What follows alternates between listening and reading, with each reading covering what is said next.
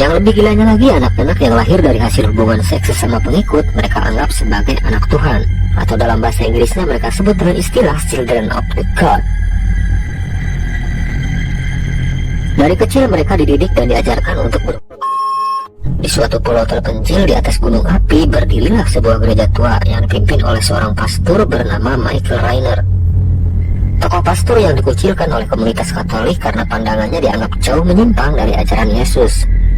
Namun kini basis pengikutnya cukup lumayan besar di Bavaria. Kegiatan mereka sangat rahasia dan memisahkan diri dari komunitas Katolik di Jerman.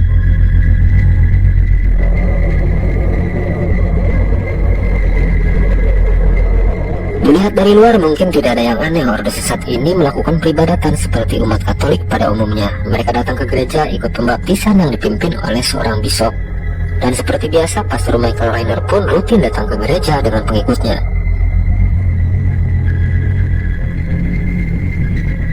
Yang melatar belakangi penyimpangan keyakinan ordo ini karena mereka beranggapan Tuhan adalah wujud dari cinta dan cinta adalah seks. Dengan melakukan hubungan seksual sesama pengikut sekte, mereka meyakini kehidupan manusia bisa menyatu dengan Tuhan. Setiap hari-hari tertentu, para pengikut sekte ini akan melakukan ritual pesta seks berjamaah. Mereka meyakini dengan cara itu mereka bisa melayani Tuhannya.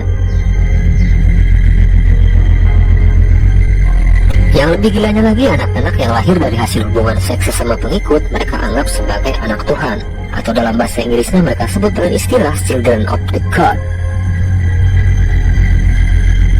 Dari kecil mereka dididik dan diajarkan untuk berhubungan seks sesama kelompok agar kelak keturunan mereka tetap murni sebagai keturunan Tuhan menurut versi mereka.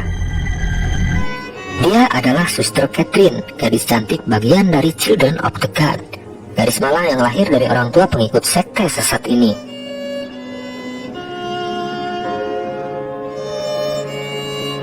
Almarhum ibunya menitipkan Suster Catherine dari sejak bayi untuk menjadi pengikut sekte pemuja setan pimpinan Pastor Michael Rainer.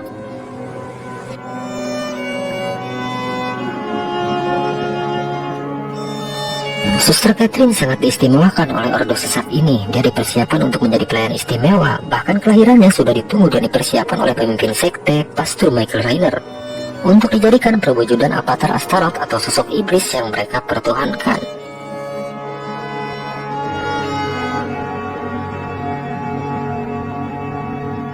Sedangkan ayahnya Suster Catherine memutuskan keluar dari sekte tersebut setelah dia melihat langsung sang istri dibunuh sesaat melahirkan Catherine anaknya.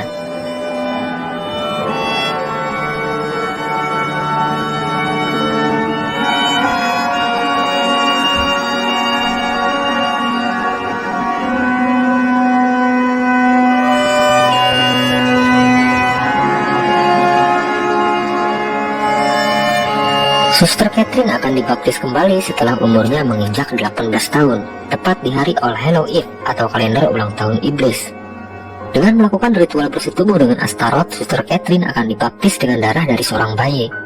Untuk mewujudkan ambisi Pastor Michael menjadikan Suster Catherine sebagai perwujudan dari Astaroth. Pastor ini sudah melakukan perjanjian dengan iblis. Dia akan menjadi pengikut setia dengan imbalan akan diberikan kesaktian dan kemampuan ilmu sihir untuk menjadi pemimpin manusia di akhir zaman.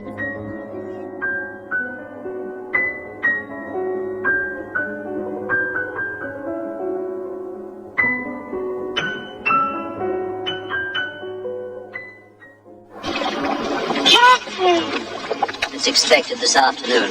Prepare. Oh, my child. She's not a child.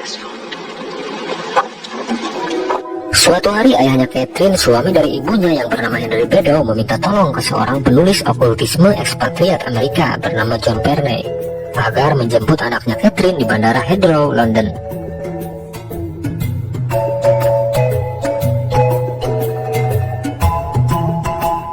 Sang ayah sangat mencemaskan keselamatan anaknya karena dia tahu rencana jahat Pastor Michael yang akan menjadikan anak gadisnya sebagai perwujudan iblis.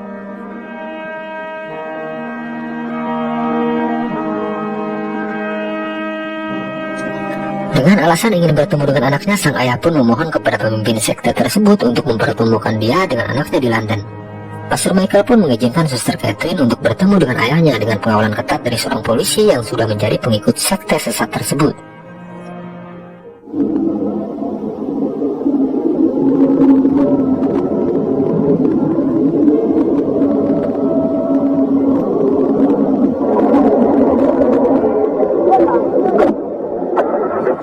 Saat itulah sang ayah meminta tolong kepada John Verne untuk membantu menjemput anaknya di Bandara Heathrow, London. Dia berharap penulis okultisme tersebut bisa membantu membebaskan anaknya dari cengkeraman ordo sesat ini. Hello, can I help? This is a private view, but we're never there. I see, yes. Yes, most people, yes, I think we're better. John Verne pun menyanggupi permintaan dari ayahnya Suster Catherine. Penulis okultisme ini penasaran dengan apa yang menimpa keluarga pedo ini. Kasus tersebut bisa menjadi studi buku buat karya tulisnya suatu saat nanti. Don't worry, you get your 10%. John pun berangkat untuk menjemput Suster Catherine di Bandara Heathrow, London. Berbekal foto yang dikasih ayahnya, akhirnya sang penulis pun bertemu dengan anak dari koleganya ini. Melihat suster tersebut hanya seorang diri setelah ditinggal pengawalnya untuk menelepon ayahnya, John Verne pun bergegas membawanya meninggalkan bandara. Pengawal Suster Catherine sempat mengejarnya, namun John Verne berhasil membawa kabur sang suster dari bandara.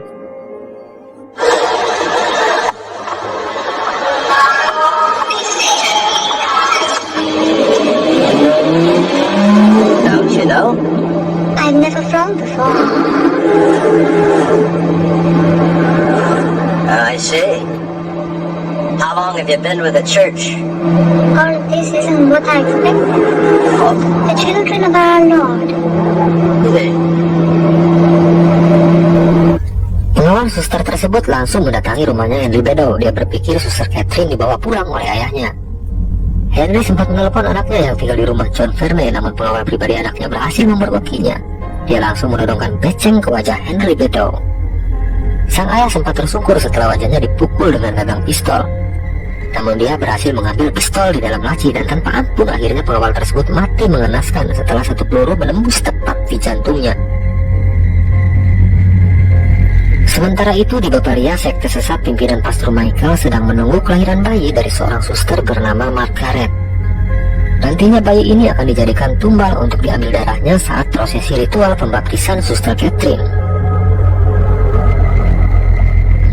Selain itu, ritual melahirkan yang dilakukan kelompok ini penuh dengan hal-hal mistis, seperti mengikat ujung paha Suster Margaret dengan kain putih agar terkoneksi dengan alam bawah sadar Suster Catherine yang sedang tidur di rumahnya John Verne. Lewat mantra sihir hitam atau mirip seperti santet, rasa sakit yang dialami Suster Margaret akan dirasakan juga oleh Suster Catherine yang sedang tidur di ranjangnya. Well, I think he's having some trouble. Why does he make me stay here with you? He wants to keep you safe. Now look. Di tempat yang berbeda, penulis okultisme John Verne sedang menginterogasi Suster Catherine tentang ordo sesat tempat sang suster mengabdikan diri menjadi pelayan Tuhan. Dengan polosnya, sang suster menjelaskan kalau kegiatannya di gereja sangat normal sama seperti biarawati pada umumnya. Namun ada satu yang berbeda, nama Tuhan mereka sembah adalah Astaroth, bukan Tuhan Yesus. Sang suster sama sekali tidak tahu kalau Pastor Michael dan pengikutnya adalah sekte pemuja setan. Akhirnya John pun menyuruh biarawati tersebut untuk beristirahat.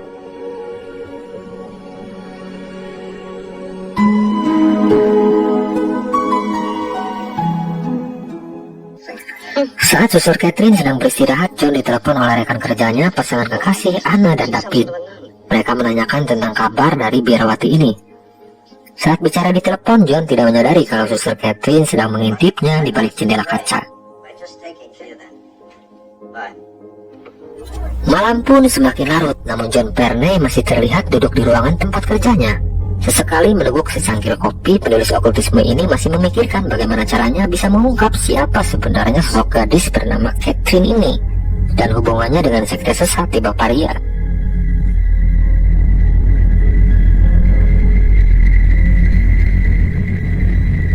Akhirnya tibalah momen di mana Suster Catherine mulai diganggu kiriman santet dari Bavaria.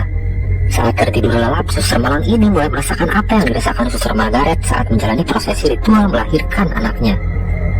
Rasa sakit dan bayangan kengerian terlihat jelas di wajah suster cantik ini.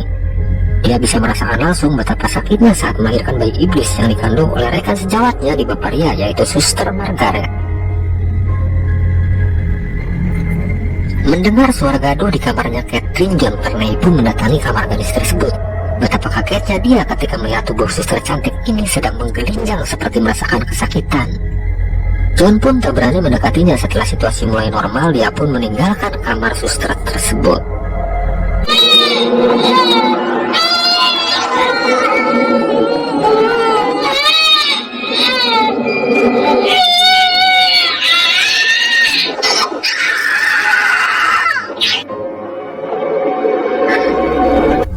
Sementara itu, setelah proses melahirkan selesai dan bayi sudah ditaruh di inkubator, dengan santuinya Pastor Michael berbisik di depan Suster Margaret kalau saat ini waktunya dia untuk mati. Dengan kejamnya, suster malang tersebut dibunuh dengan cara disuntik mati.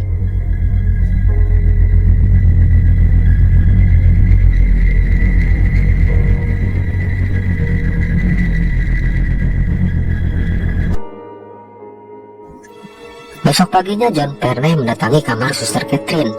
Sambil membawa sarapan pagi, dia ingin menanyakan kejadian yang dialami suster tersebut tadi malam. Suster pun menjelaskan kalau dia bermimpi seperti sedang melahirkan. Dalam mimpinya, dia bisa melihat wajah orang tua angkatnya, Josh dan Evelyn. Dan anehnya, dia juga melihat sosok Pastor Michael dalam mimpinya. Dia melihat wajah pastor tersebut terlihat sangat bahagia.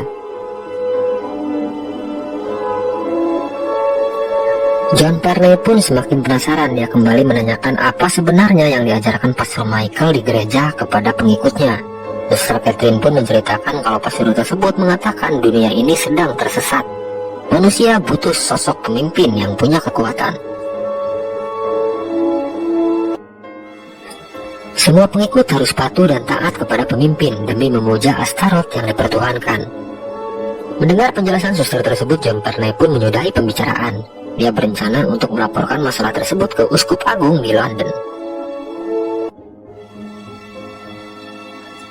John Perney meminta bantuan rekan kerjanya David dan Anna untuk menjaga Suster Catherine di rumahnya. Sementara itu, dia akan terbang ke London untuk melaporkan masalah ini langsung ke Uskup Agung. Dia juga ingin mencari tahu informasi tentang sepak terjang dan masa lalu dari Pastor Michael Rainer, pemimpin sekte tersebut. It's Catherine, does it? But what happened to her last night?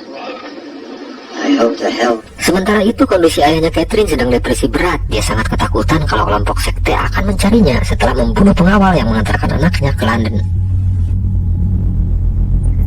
Benar saja, rasa takut itu menjadi kenyataan setelah Pastor Michael meneleponnya untuk menanyakan keberadaan pengawal dan anaknya Catherine. Karena tidak mengaku, sang pastor kembali mengirim ilmu sihir ke ayahnya Catherine. Lewat media tali yang diikat di gagang telepon, mendadak telepon yang dipegang Henry Bedo berubah menjadi ular. Ayah Suster Catherine itu benar-benar ketakutan. Akhirnya dia mengaku dan kasih tahu kalau anaknya tinggal di rumah John Perney. Setelah mengetahui Catherine ada di rumahnya seorang bernama John Perney, Pastor Michael pun melakukan ritual pemanggilan roh Catherine. Lewat bantuan ilmu sihir dari iblis, Pastor Michael memanggil Catherine untuk pergi dari rumah John Perney dan datang ke lokasi penjemputan di utara kota London.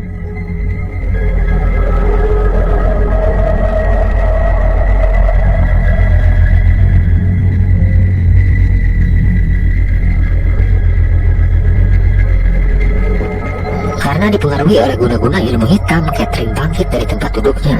Dengan pengaruh iblis yang menuntunnya, dia dengan sadis membunuh Evelyn, pacarnya David, yang tengah ketiduran setelah semalaman menjaganya. Dalam keadaan pengaruh ilmu sihir, Catherine meninggalkan rumah John Perney. Dia berjalan menyusuri kota London menuju titik lokasi penjemputan yang telah dipersiapkan.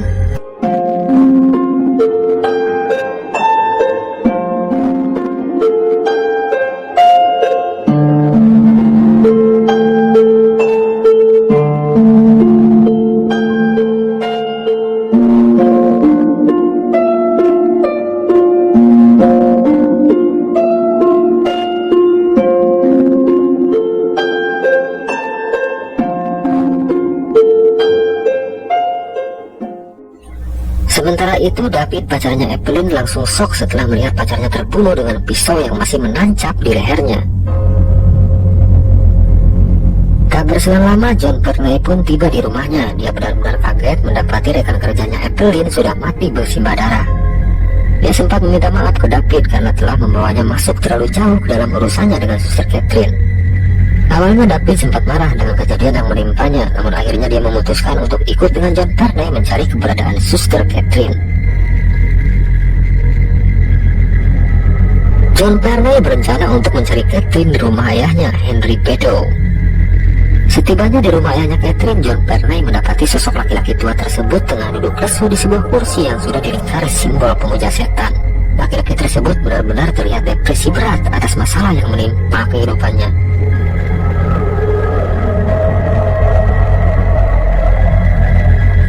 John Pernay mencoba menanyakan keberadaan Catherine, anak dari laki-laki ini. Namun ayahnya Catherine terlihat sudah gak fokus mendengar semua pertanyaan. Dia ketakutan untuk memberitahu keberadaan Catherine, anaknya. Henry Bedow hanya memberitahu agar John menemukan simbol fakta perjanjian dengan iblis yang disimpan di depan altar gereja Radley.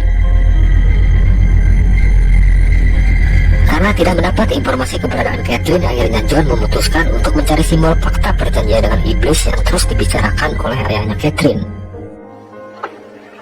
Wasting your time. If you fetch me the pact. What? All right. I'll tell you what. Yes, you. It'll be all right. Setelah tiba di gereja tua tersebut, John dan David mulai diganggu dengan hal-hal mistis. Mendadak mereka didorong oleh angin besar dari arah altar gereja. Di depan altar mereka melihat sosok hantu Isabella, ibunya Suster Catherine. Hantu tersebut selain menampakkan diri di depan John Pernay, dia juga mulai menghantui suaminya yang sedang depresi di kamarnya. Hantu tersebut memberikan sebuah simbol yang selama ini dicari John Pernay. Simbol tersebut diambil oleh David, rekannya, namun setelah dibuka simbol itu menghilang bersamaan dengan hilangnya sosok hantu Isabella. Tanpa pikir panjang, John langsung mencari simbol tersebut di meja altar, dan akhirnya dia menemukan simbol tersebut tersimpan di dalamnya. Namun tanpa diduga, rekannya David merebut simbol itu dari John Pernay. Kejadian tak terduga akhirnya menimpa David, rekan John Pernay. Simbol tersebut berubah menjadi api yang hitungan detik melalap dan membakar tubuhnya David. John Pernay tak bisa berbuat banyak. David mati mengenaskan dengan tubuhnya hangus terbakar. John Pernay benar-benar terpukul karena sudah kehilangan dua temannya yang mati secara mengenaskan. Dia pun berteriak menantang Pastor Michael untuk datang ke gereja Radley. Tanpa diduga, sebuah sinar aneh yang menampakkan sosok Pastor Michael menyerangnya, membuat John Pernay pingsan seketika di altar gereja. Setelah siuman, dia akhirnya membawa simbol tersebut ke rumahnya ayahnya Suster Catherine. Sesampainya di sana, dia kembali menanyakan lokasi yang akan dijadikan tempat ritual sekte sesat ini. Karena ditekan, akhirnya Henry Bedow pun buka mulut. Dia ngasih tahu kalau anaknya akan dibaptis di sebuah kuil bernama Mausoleum yang terletak di atas bukit Warburton. Sementara itu, di markas besar sekte sesat pimpinan Pastor Michael mulai diadakan acara pengorbanan darah. Kali ini ibu angkat Suster Catherine bernama Eva bersiap mendonorkan semua darahnya untuk prosesi pembaptisan Suster Catherine di hari All Hallows Eve. Akhirnya wanita tua ini mati konyol karena kehabisan darah. Doktrin sesat yang benar-benar membuat para pengikut sekte ini rela kehilangan nyawa demi melayani pemimpinnya.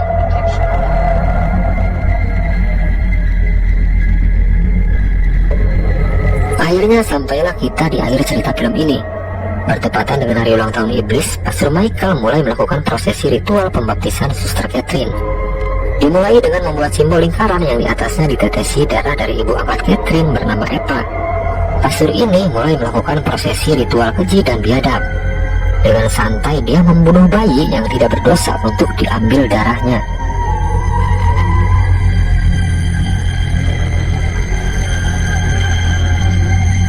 Namun sebelum prosesi pembaptisan itu selesai, John Pernay berhasil tiba di kuil tersebut. Sebelumnya dia berhasil melumpuhkan Josh, kaki tangan Pastor Michael. Kini John Pernay bisa berhadapan langsung dengan Pastor Michael.